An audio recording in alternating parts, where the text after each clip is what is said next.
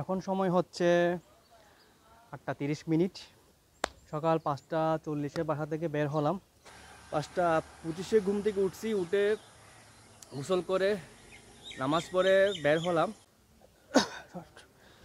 5:40 বাসা থেকে বের হয়ে খালতো ভাইয়ের সাথে দেখা সাক্ষাৎ করে রেস্টুরেন্টে চলে আসছি। সকালবেলা বাসা থেকে বের হয়ে কাপ্তাই সৌন্দর্য উপভোগ করলাম। আমাদের রাঙ্গুনিয়ার কর্ণফুলী সৌন্দর্য উপভোগ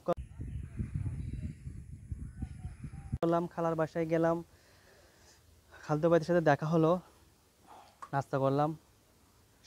সব মিলিয়ে আজকে সকালটা ভালো কাটলো। আশা করছি আজকে দিনটা অনেক ভালো কাটবে। আজকের খবর নিয়ে একটা ভিডিও হবে, সেটা যে কোনো একদিন আপলোড করা হবে। ঠিক আছে, সবাই ভালো থেকো, সুস্থ থেকো, আমার জন্য দোয়া করো। তোমাদের জন্য অনেক অনেক দোয়া রইল। আসসালামু আলাইকুম।